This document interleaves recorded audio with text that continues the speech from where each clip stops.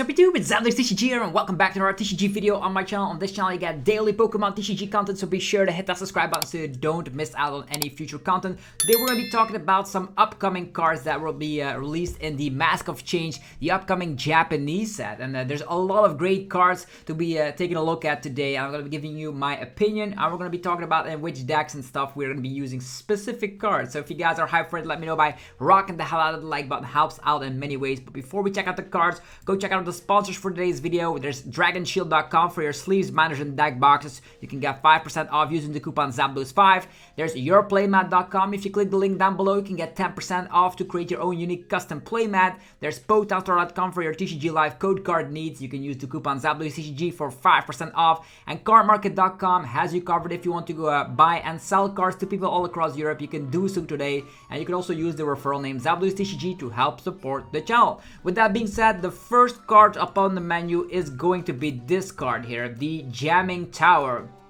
This is actually Tool Jammer in a Stadium card. So it actually states here, Pokemon tool cards attached to Pokemon in play have no effect. This is a very strong Stadium card. Not only does this shut down something like the Heroescape, the A-Spec card, also you're going to be able to shut down Maximum Belt, another A-Spec card. So this by itself already shuts down 2 A-Spec cards, which is very good. Cards like Bravery, Charm, etc. Can actually be stopped as well, which is going to be making sure that people that want to have additional HP are really going to be countered with this. Think about like the Gardevoir deck now using Drifloon and Screamtail. Instantly, you have the perfect counter for it because you slap down the stadium, you deactivate the tools, and boom, you can go crazy. On the other hand, there's also other cards like Heavy Baton, which you're going to be able to shut down completely because of the Stadium card. And also, might I add, that there's going to be a new Ace-Pack coming as well, a bit similar to Focus Sash, to have your remaining HP become 10. So, I know we still have Lost Vacuum in the format, which can still be a nice way to bump off tool cards. But if you just want to have, if you don't have a Stadium in your deck that you want to be using, you might as well add in this because you're gonna have so much value of this, because this combined with something like an Iono, something like the tool cards here that can get instantly shut down, I think is very strong. You're going to be countering Future Box. You're going to be also shutting down EXP shares, by the way. So not only Heavy Baton, but EXP share all together here. You slap down the Jamming Tower, you instantly win against Future Box as well as Gardevoir, which actually is a very great thing for sure. And also Maximum Belt being targeted down here with that Jamming Tower. I think it's a very strong card. And it will see play in specific decks. So I think this is a strong Stadium for sure. Moving forward, we're going to be talking about some other cards here. Some Pokemon here. This all comes together with the, here comes the Twacky. If your active Pokemon has the ability Festival Lead, you may use this ability. Search your deck for a card and put it in your hand. So you need to have a Pokemon in the active slot that has the ability Festival Lead. So we're going to have to figure out which Pokemon actually has that ability, but if you can get that, you can get yourself any card you want, and you know how powerful that is. We've seen it before with Starbirth from Arceus V-Star. We've seen it with Forest Steel Stone, Cramomatic even. So searching your deck for a card, even like the quick search from Pidgeot, by the way. So similar vibe to that. The Rillaboom itself actually is not that terrific, to be honest. The Twacky does have an interesting ability. That's the thing I want to be noting down here. Also, we got the Diplin. Look at this fella, actually coming back with an ability. Okay, this one has the Festival Lead. So if you can have a Diplin in the active position, you're going to be able to use, of course, the ability of the Twacky. So what does the Diplin ability actually do? If Festival's Grounds is in play, this Pokemon may use an attack twice. Actually, may use its attack twice. If the first attack knocks out your opponent's Pokemon, you may attack again after your opponent chose a new active Pokemon. So this Diplin can attack twice. And it actually states this Pokemon may use an attack it has twice. So it actually specifies this. I don't know if it works out with the TM Crisis Sponge or anything, but we'll have to figure out some rulings for that. But you can attack twice with it, and also it slaps 20 damage for each of your bench Pokemon. So let's say you have a full bench of your Pokemon here. You're going to actually be dealing 100 damage. With weakness, that's 200, and you can attack again, meaning you can one-shot a Charizard EX with a Diplin for 1 single energy. So that's actually pretty damn interesting. Will it see play? I don't know, but you also have the Twacky that can get any card you want. That could be nice for some little bit additional setup. On the other hand, I don't know if you want to be having that many stage 1 Pokemon in your deck. You're probably better off using the ability of something like a Grottle if you want to be playing a grass deck, in my opinion. Okay, moving forward is Goldine, which also has the Festival lead. So yeah, you can now have a basic. So if you have Goldine in the active, then Twacky can use its ability as well. So lots of Pokemon with the ability Festival lead. And this actually is the Goldine. Look at the fireworks on the artwork, pretty damn cool. Whirlpool, flip a coin. If it has, discard an energy attached to your opponent's active Pokemon. And again, if Festival Grounds is in play, which probably will be a stadium if I'm recall, yeah. Festival Grounds here is a stadium. Let's just check that out first. All Pokemon in play that have an energy attached to them can be affected by special conditions. Heal all special conditions for any Pokemon that has an energy attached to them. So you shut down special conditions. Very bad in my opinion, because if you use something like Switch and go to the bench, you also heal from special conditions. So I'm not a big fan of the stadium, but the stadium does open the door to some of these wacky abilities. For example, this Goldine with the Festival Grounds in play can attack twice, and you flip 2 coins for every heads, then will become discarded energy to your opponent's active Pokemon. Other than that, Seeking is just bulk. There is Finizen, also yeah, bulk, but for 1 energy you slap 30 damage, which means this guy can knock out a Charmander. I know, it seems ridiculous. You have the Palafin. Once during your turn, when this Pokemon moves from the active spot to the bench, so from the active to the bench, you may search your deck for a Palafin EX and switch it with this Pokemon. Any attached cards, damage counter, special condition, turns in play, etc. Are still in the new Pokemon. So if you switch the Pokemon in this way, shuffle this card into your deck. So that's very damn cool. You're going to be able to actually instantly go to the Palafin EX. And this is actually a stage 1 that can get into play with the effect of Palafin's 0 to hero ability. So you can only get evolve into this guy by activating this ability, and then you can search it from the deck instantly. But it's a stage 1 with 340 HP. That's monstrous amount of hit points for sure. And for 1 single energy, 250 damage. During your next turn, this Pokemon can't attack. But you can, of course, use something like some switch cards or to get it to the bench, reset the attack effect, and then do it again. 250 damage for 1 energy. Maximum bout getting all the way to 300 damage for a single energy, might I add. That's actually not too bad for sure.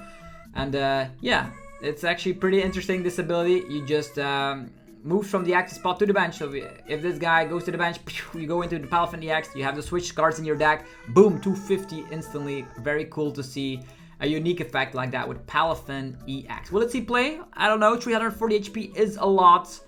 And I also wonder, you're going to be having to heal this guy, but if you use something like Turo, you will need to use the effect again, and then you have to select it from, you have to select it from the deck, which makes it pretty difficult to just change these. But 340 HP, good, 250 damage output attack for just 1 single energy.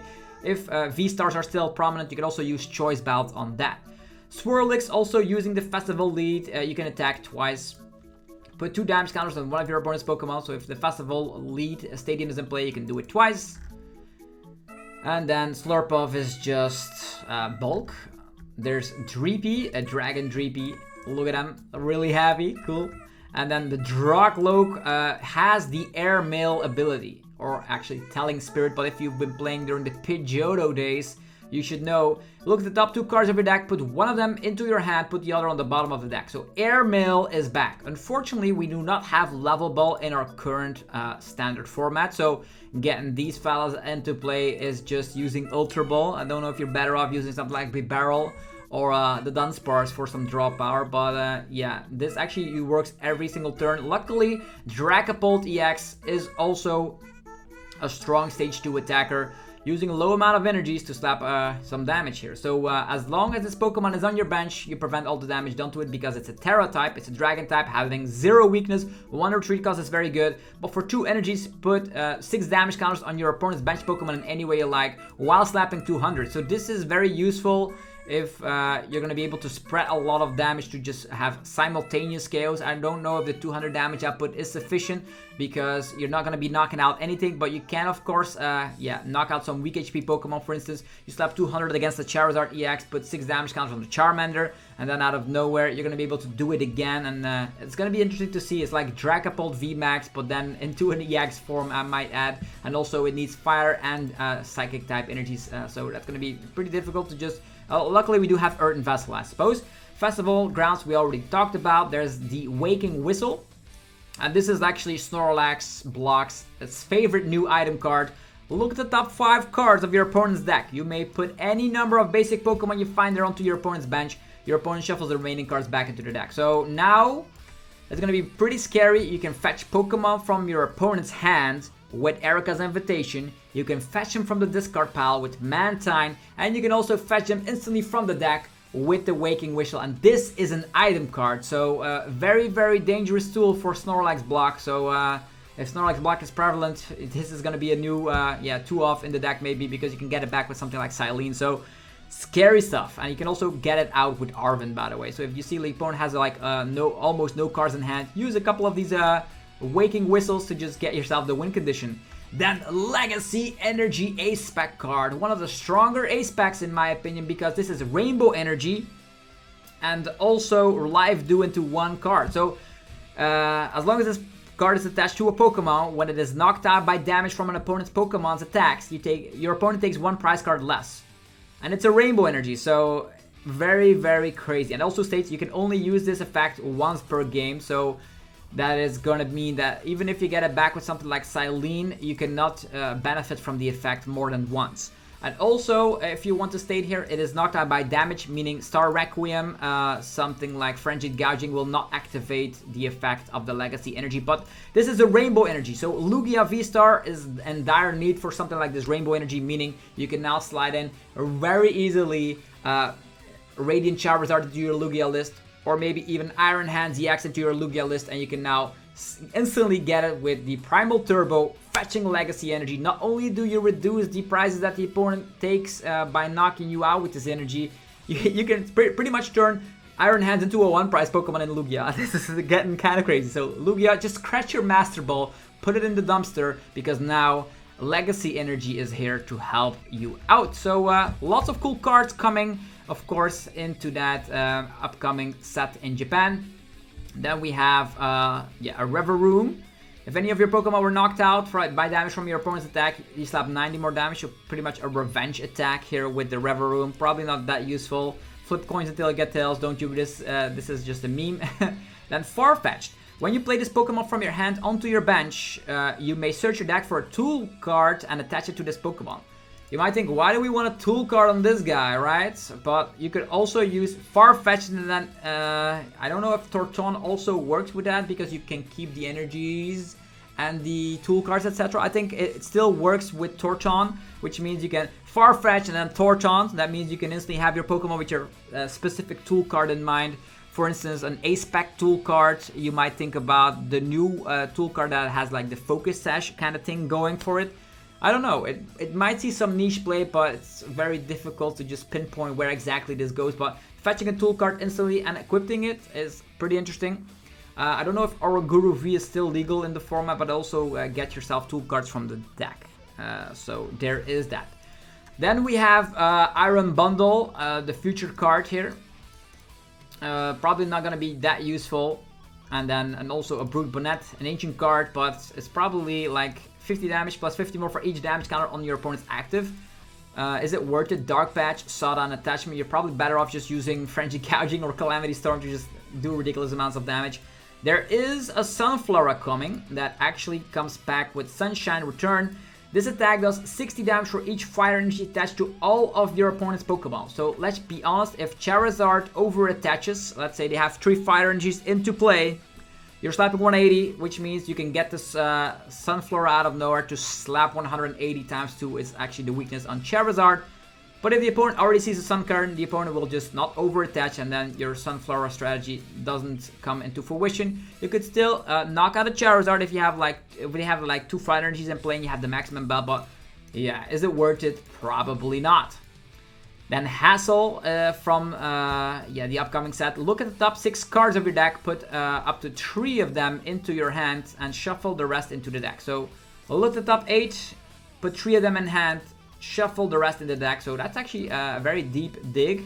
And it's actually looking a little bit... Oh yeah, there's a clause here. You can only play this if any of your Pokemon were knocked out during your opponent's last turn, making it actually worse than Explorer's Guidance. So, but you don't discard stuff. So that's actually, if you want to really dig deeply, that could be an interesting card to use. But you're only able to use it if a Pokemon was knocked out. And that doesn't always happen. So maybe a one-off, you never know. Alakazam has returned. And also Abra here. And this Abra, if it's in the active spot, you may shuffle it and all cards attached to it into your deck. So you can instantly vanish. Very awkward ability, right? Slap yourself in the active position, you just vanish. Could that be like for some lone strategies? You could use this, I don't know. Interesting, for sure. So we have Alakazam here.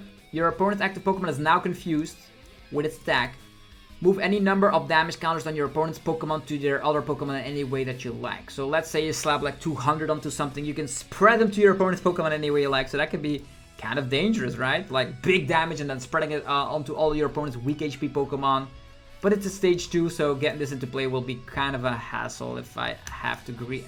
Next up is Chandelure. Once during your turn, you may use this ability. Each player draws a card. So pretty much... yeah, every player draws a card. Is that even useful? You give the opponent more cards, but it also has an attack with Mind Ruler, 30 damage for each card in your opponent's hand. So pretty much you want your opponent to have a ridiculous amount of cards in hand. Also could be used into something like, for instance, with Poltergeist, I want to say here. So that could be a thing where you could spam it with, but it's stage 2, so not that great. Then we have Myotic with a Tranquil ability. Your opponent's Pokemon in play and the cards attached to those Pokemon can be returned to their hand. So pretty much, you stop Turo from working. And stopping Turo is actually pretty interesting. Turo is being used in a lot of popular decks to just undo prize cards just to heal Pokemon. But with a Myotic out, you prevent that. Then there's also Volbeat and Illumise. And these are actually Pokemon that can use some stuff. If you go first, you can use this attack during your first turn. Search your deck for 2 basic Pokemon and put them in the bench. And the Illumise, you can only use this attack only if you go second and only on your first turn. So pretty much these Pokemon help you out to get Pokemon onto the bench. And if you're able to use this on the first turn, you can get your setup going. It's probably not that great because you do have Buddy Puff in the format, Nuzbullet and stuff. So, but yeah, they are available. So these are all the cards I wanted to be talking about today. So hopefully you guys enjoyed the video. If you did, let me know by rocking the hell out of the like button. Also go check out the sponsor for today's video and let me know in the comments down below which card you find very interesting or you cannot wait to test out. For me, Palafin EX, I want to know if it actually has a home in this fast format here. We will, most likely will need to find a way to put the Palafin EX from the hand back in the deck so we can spam something like Turo because it only requires 1 energy. Also, yeah, the sponsors, definitely check them out, links down below, and as always, subscribe for more daily Pokemon TCG videos. I'll see you tomorrow for some more Pokemon TCG action. Thank you all for watching, see you guys then, peace.